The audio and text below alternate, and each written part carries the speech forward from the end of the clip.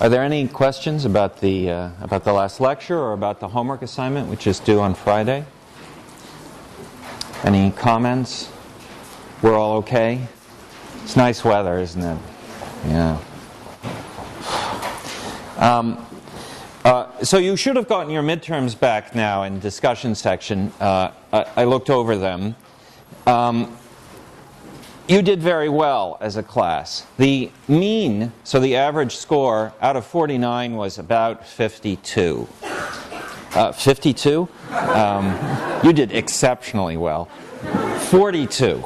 And the average, the standard deviation, the average deviance from that mean was around 6.5 points. So that's quite good. How did you feel about the one consistently missed question? Had to do with the velum. The velum. Do we now know what the velum is and its function? How many of you suck your thumb? Don't be shy. Sir,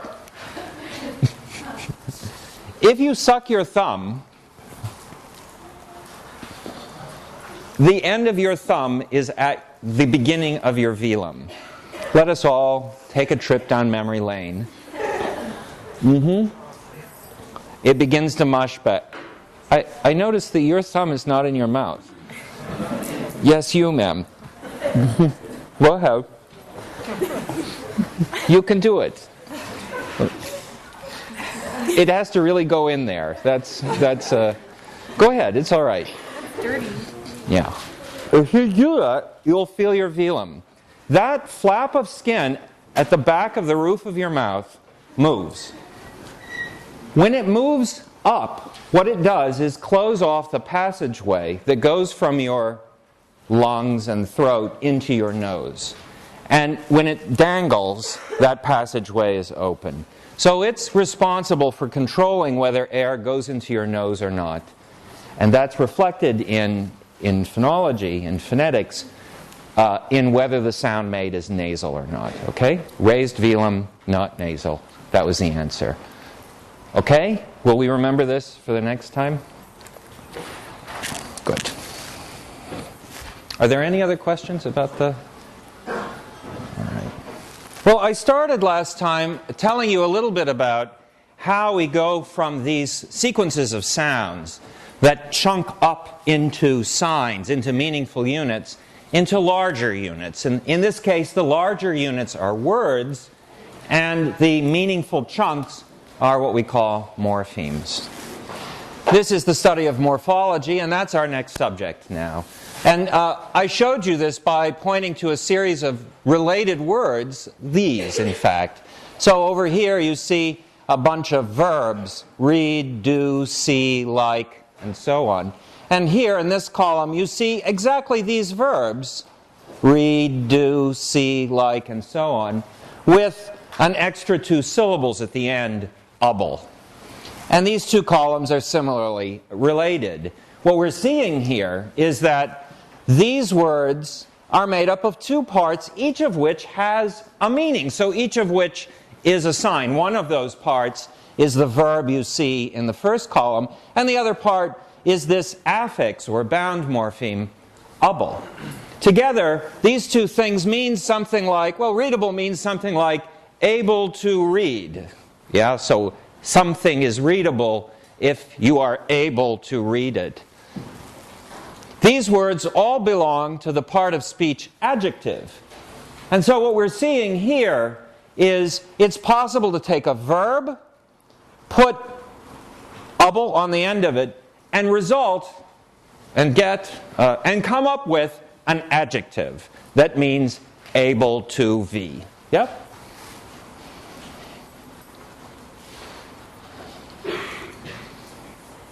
These building blocks are morphemes. These 2 parts that come together to make words are called morphemes. And as I said, we have 2 different kinds illustrated in these examples. last time I said this, there are morphemes that are free. These are morphemes that can stand alone as words, read, for instance. And there are morphemes that are bound, sometimes called affixes. These are morphemes that can never stand by themselves. They're always found in larger units, in words. Able, in readable, is an example of that. So here we have kind of a little question. These words, made up of two parts, readable, washable, likable, and so on. When it came time to learn the words of English, what did you do? Did you learn read? It's that sequence of phones in that order that means whatever read means. And then later, readable. It's that sequence of phones made up of read and able that means what readable means. Then did you learn wash? And then later maybe washable and so on. Did you learn all of these words in the same way? Or did you learn just the verbs and a rule that tells you how to make words from verbs and able? Two different ways of thinking about the relationship between the words in those columns. They were all learned in the same way, or one column is a word that's constructed from things you learned. Able and read in these examples. We think, we being the linguists, the ones that get paid, think that probably what you learned were read and able, and a rule that constructs larger words from these bits. You never learned readable. What you learned was read, able, and a rule that puts them together. And the reason we think that is because, well, one reason is this. Suppose I teach you a new word now. What is this word? Okay, turl. And turl, what turl means is you take something and rip it out from the roots. Okay? I'll show you. She's been giving me a lot of shit recently. Turl, okay? When I teach you this word, you learned something. You learned something about this word, like you know what it means, and you learn that it's a verb. I should have probably carried through with my action so that you could see that it was a name for something that verbs typically name, actions that result in screaming and blood. Okay. If I say to you now, this, oh, you've gotten it all neat again. This right here is something I can turl. It is, yeah, right. You know exactly from learning turl that there's a word turlable around. I didn't teach you turlable. You knew that as soon as I taught you turl. So there must be something in your heads that allows you to deduce the existence of this word turlable just from the word turl. You have a rule. I was going to illustrate this by baring my shoulders, but I decided this would be more fun.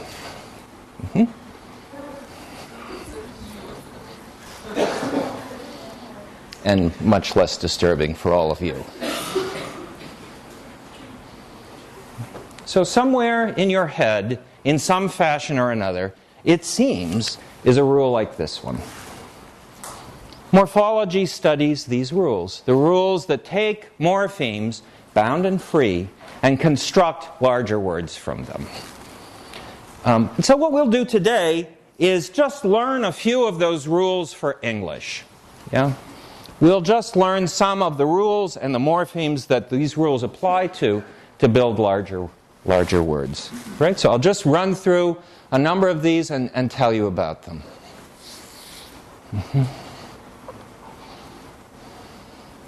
The first thing we should say about the rules are, and I'll illustrate this as we go for each of these cases, is that they're sensitive to the parts of speech. So this rule that adds able to the ends of things will add able only to the ends of things that are verbs. That's the only kind of word that it can apply to. So for instance, it doesn't attach able to the ends of other adjectives like happy. Happyable is not a possible word constructed from able, well, in this adjective, happy. Okay?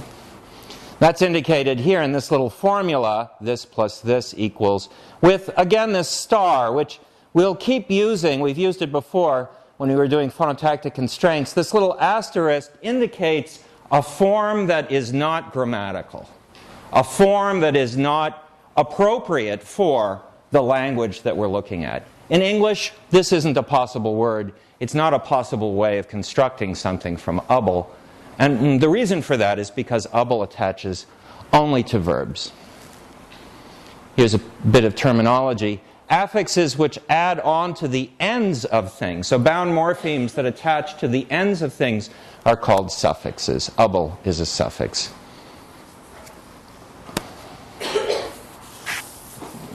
Also doesn't attach to nouns.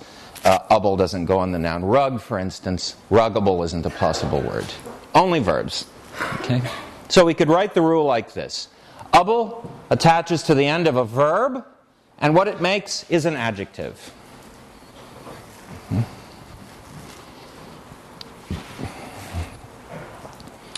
What this rule says is that able can attach only to verbs, but there's sort of an important qualification here, which is that though able can attach only to verbs, not adjectives or nouns, it isn't able to attach to every verb. So let me show you. Oh, yes, let me show you this. Here's a way of representing a word that's made up of more than one morpheme. This uses the same sorts of, these are called trees, the same sort of graph that we use to represent organizations of phones into syllables. So this is an adjective that's made up of two things, the first of which is a verb that's do, and the second of which is our suffix able. Okay. So remember this. This is a way we will later use to represent complicated words to make clear how they're constructed from morphemes. Okay.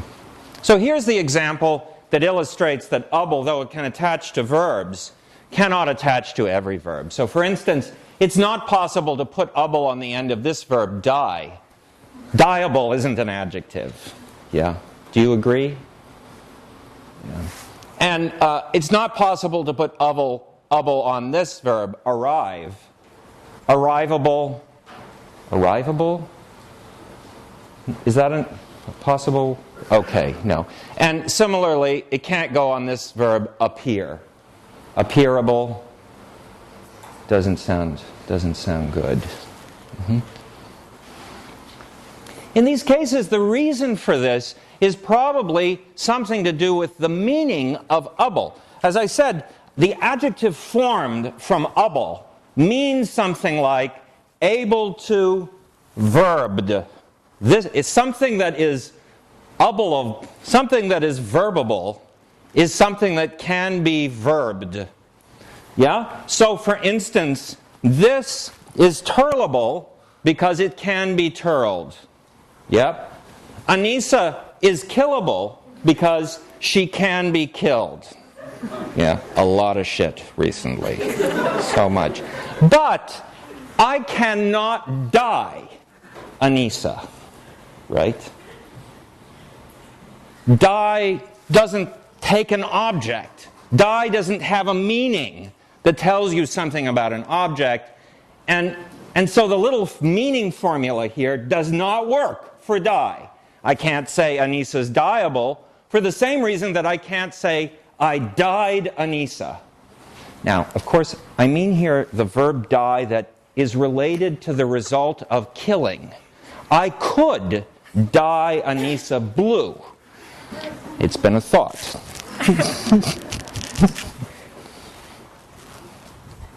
All right? So, lesson, general lesson. What we'll look at are rules that put morphemes together. These rules will say things like, I can only go on words of this part of speech, verbs in this example, but that does not mean that these affixes will be able to attach to any word of that part of speech. Sometimes those combinations will fail. They'll fail for a variety of reasons. In this case, it's something to do with the meanings. All right, so now we're ready for our journey through the forest of morphemes in English. Shall we start? Any questions? Here's our first one. Ness. Ness is a suffix that attaches to adjectives, and the resulting word belongs to the part of speech noun. Here's some examples. Happy, sad, blue, round. These are all adjectives, and from them we can make these nouns, happiness, sadness, blueness, roundness, by suffixing ness. Okay. Ness goes on adjectives. It does not go on verbs. So for instance, walkness, stillness, scrapeness, chillness. Yeah. Steel? Steel? Steel? Steel! Steel! Steelness. Is there an erase button on that thing? No. Those are all bad, yeah? Verbs can't take ness and form squat. Nor can you take nouns and put ness on them. The results are always bad. Chairness, treeness, crapness, hatness. These aren't words of English. Agreed? Okay. Ness goes on verbs, makes nouns. Adjectives, makes nouns. Here's our second rule, our second suffix, ing. Ing attaches to verbs and makes adjectives. Here's some examples. These verbs, bore, see, roll, turn, can make these adjectives: a boring lecture, a rolling ball, a turning windmill. Those are adjectives. But ing cannot go on nouns, so rugging, treeing, hatting, crapping. No good. Unless, of course, you're thinking of the verb crap. Not the noun crap. Yeah. Sir? Would that be an uppercase I? Where? He, here? No, I mean the rule. Here, this one here? Are you saying like ing, like I and Yeah, it's a good question. Should it be the I, the uppercase I, or is it E? That nga that follows this vowel makes it very hard to hear what the vowel actually is. Because your tongue is going from the position for this vowel to nga. Probably you're right. I think it probably is an uppercase I here. So this is probably I followed by nga. But I decided few people would hear that, since I don't. And I am the measure of all things. So I transcribed it this way. Sir? You could also have a ng with a little line under it, boring. With a little what? Line under it, boring. Oh, with a line? Yeah, so could it be nga acting like a vowel? Could it just be nga? Yeah, this is a possibility too, I think. Maybe for some of these more than others. I think it will depend on what the word it attaches to ends in. Yeah, but this is how I'll transcribe this suffix. Okay, verbs yes, nouns no. Verbs yes, adjectives no. So blue doesn't become bluing, unless you're thinking of the stuff that we used to whiten our shirts with back in the 40s. Sad doesn't become sadding. Deep doesn't become deeping. Long doesn't become longing, unless, again, you're thinking of not the length long, but the I'm longing long. Okay. All right? So far, so good? You have to remember these. This will all be on the web page. Our next one, attaches to verbs, forms nouns. Here I can tell you a little bit about what the resulting meaning is, because it's easier to describe than the last two cases I just looked at. Here's some examples. So from the verb build, we get builder. From the verb skate, we get skater. From the verb cut, we get cutter. These are all nouns that mean something like one who verbs. Builder, one who builds. Cutter, one who cuts. Skater, one who skates. Goes on verbs, doesn't go on other things. So does not go on nouns. Better, from the noun bed. No, I mean there's the word better, of course. Blouse doesn't give us blouser. Bell doesn't give us beller. Agreed? These are all bad words. Not possible. And doesn't go on adjectives. So for instance, from the adjective happy, we don't get happier. From the adjective blue, we don't get bluer. From the adjective long, we don't get longer.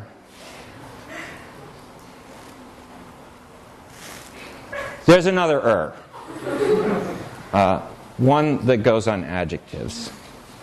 This means something that verbs. So, right? Builder is someone or something that builds. Happier does not mean someone who happies. I don't think. Happier is this This sounds the same, but means more of whatever it attaches to. In this case, attaches to adjectives, and the result is an adjective that means more of the first. So, happier means more happy. Badder means more bad. And shorter means Anissa. Okay?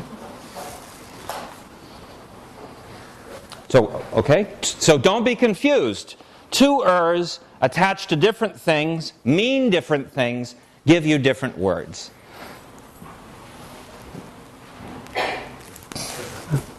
Just checking to see how much longer I have to live. Okay, and now we'll look at a few affixes that attach not to the ends of things, but to the beginnings of things. This one, for instance, re. This attaches to verbs, and the result is another verb. Affixes that attach to the beginnings of words are called prefixes. So re is a prefix. Here are some examples. To the verb do, we can get redo. To the verb tie, we can get retie. To the verb zip, we can attach re and get rezip. Re goes on verbs, gives us these new verbs, but it doesn't go on nouns. Re-lamp, re-hate, no, re-hat, yes. Re-wall, these are all bad. And it doesn't go on adjectives. Re-hot, re-blue, re-long, not possible. Okay? So far, so good? Here's another prefix, un. Like, un attaches to adjectives, and the resulting word is an adjective too. Here are some examples. Happy can be made into unhappy with unsound, unsound. Characteristic, uncharacteristic. And this it does not go on nouns, just adjectives. So unchair, unlamp, unleg. These tain't good. Doesn't go on verbs either, so we don't have things like unnow or unspill or unrun. All of these are bad. Okay. All right. Agreed? But wait. There is an un that goes on verbs. Undo on the verb do. Untie on the verb tie. Unzip on the verb zip. These uns, again, like they look the same, but they have different meanings. So this un goes on adjectives, and what it means is not whatever it goes on. So unhappy means not happy. Unblue means unsound means not sound. Okay? But this un doesn't mean that. So undo does not mean not do. Right? Untie does not mean not tie. Untie means this.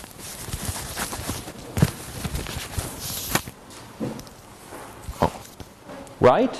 It means like tie in a way, but in the reverse order. Right? Unbutton means to do the thing with buttons, but not in the, right? Unzip, but you get the idea. This means reverse whatever the verb means. Okay. That un doesn't go on adjectives, so yeah. And it doesn't go on nouns either. Okay.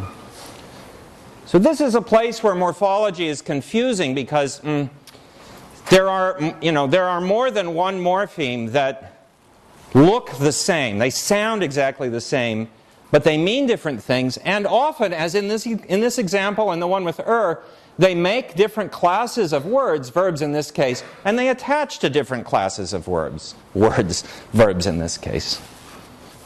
Okay? Great. So here's a summary of what we've seen today. The past tense, da, I taught you last time. The plural, za, which you're learning in your homework assignment. And then ubble, ing, 2 ers, 2 uns, a re, and an s. Okay? All of these are affixes that attach, bound morphemes that attach to another morpheme either by coming at the end of it, or by a suffix, or by coming at the beginning of it, a prefix. But it's possible it's possible for morphological rules to take 2 bits and not line them up like that, but to line them up in more complicated ways. So let me show a few of these other cases. One of these is found in not found very productively in English anyway. This takes a morpheme, attaches it to a word class, an adjective, and forms a new word, a verb. But the rule doesn't put this right before or right after. It puts it in the word somewhere. These are called infixes. And this particular one is from the language Chamorro. Here's some examples. So we can take this adjective in Chamorro, dankolo, and add to it. And what we get is damankolo. The comes right after the first onset. This means something like become. So adding to big gives you become big, grow, or something like that. Similarly here, this adjective tristi in Chamorro can host and when attaches to it, it follows the first onset. Tramisti is the result, and we get this new word that means become sad. Infixes. Another way morphology can work is a little bit complicated. The affix does not have its own sound. So we'll have a free morpheme and a bound morpheme, but the bound morpheme has none of its own sound. What it does is it looks at the other morpheme and borrows. This kind of affixation rule, English doesn't have. It's found in this language, Ilocano. And here's some examples. So, this noun, pinggan, can be made plural. What we would do in English with the za suffix. In Ilocano, what happens is the first syllable is doubled. So this affix says, I'll take all of my sounds from the first syllable of the word I'm attaching to, and what we get is pingan. Or field, talon, can become talon. Weird. Freaking weird. The first guy who discovered this, went nuts.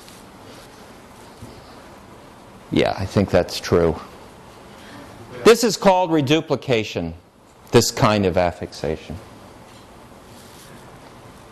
Okay. Infixes, suffixes, affixes, and then this weirdo thing, reduplication. English does have an infix, a couple of them actually, and I thought I would teach you one. Okay? The infix, as it happens, is a free morpheme. It's not a bound morpheme. It's bloody. Well, at least that's what the Brits say. On this side of the Atlantic Ocean, we say something cruder. But I've been asked never to use that word again in class. So bloody is what we'll learn. And here's some examples of it. Bloody can be added to fantastic, and what we get is fan-bloody-tastic. And it can be added to a whole bunch of things. So like incredible becomes in-bloody-credible. Cantankerous becomes can-bloody-tankerous. Fornication becomes forna-bloody-cation. And Massachusetts becomes Massa-bloody-chusets. Okay? Now, in Chamorro, the infix remember that? It attaches inside a word. And there's a rule that says exactly where it will attach. It will look at the word it's attaching to, find the first onset, and stick itself right there. There's a rule, not that one, but another one for bloody in English. And you can see signs of that rule here. So like incredible can be in bloody credible. Bloody can stick here. But incredbloodyable is not right. Fantas bloody tick is just no good. Cantan bloody curus, no. For bloody nication, and Massachu bloody sits, no. Right? So can you figure out the rule? Yeah. Before the first accented syllable. Before the first accented syllable. Okay. So let's see. So let's say right.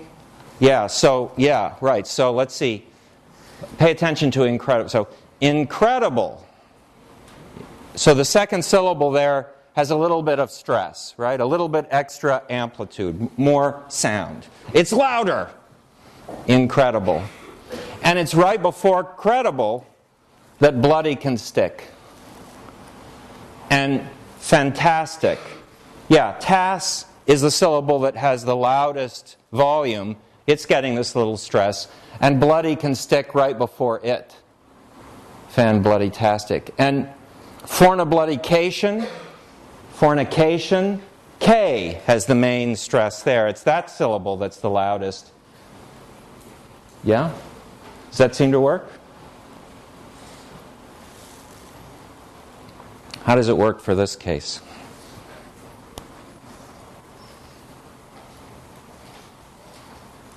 What's that word that bloody's trying to attach to? Okay. And so what would you, if you were adding bloody to Boston, what would you say?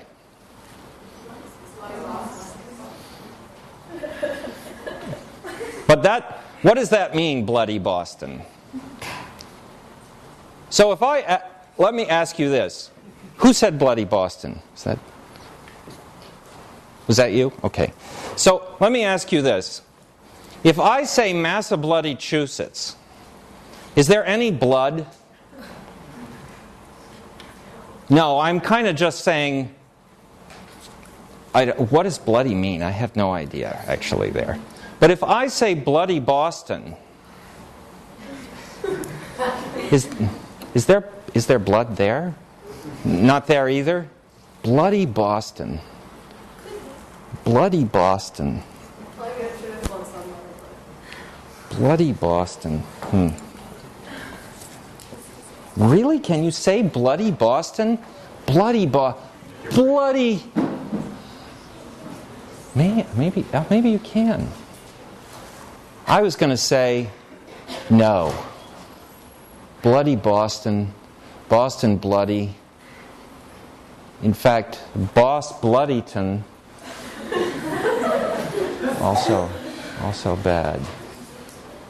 Bloody Boston. I don't know, maybe you're changing my mind. So I thought the rule was bloody sticks in right before the stressed syllable, but there better be another syllable before me. Boston doesn't allow you to do that. It's only got 2 syllables, and unfortunately the first one is stressed. But maybe that initial syllable isn't necessary. This is what I thought the rule was. Stick bloody between 2 syllables, make sure the second one's stressed. Yeah? I think part of the problem here is that bloody not only doubles as an emphatic, but also as an actual, more common, sensical adjective. But if you think of it with the American equivalent, like, I'm not going to Boston. Fucking Boston. Yeah. Yeah. No, we can't. I feel like that makes more sense. Yeah. I see. Yeah, we have clearer judgments about the effing word than we do about the bloody word. You can just say freaking. Freaking. Oh, why didn't I think of that? Freaking. Because I'm not under the age of 50, I guess. That might be why. Yeah. Okay, so some rule like this seems to control this infix in English. All right, so this is a start on morphology. On Friday, we'll learn a little bit more, and we'll learn a trick about how those things go together. But the class isn't over. The class isn't over because I have to do something that I would really rather not do. But I have to do it. And that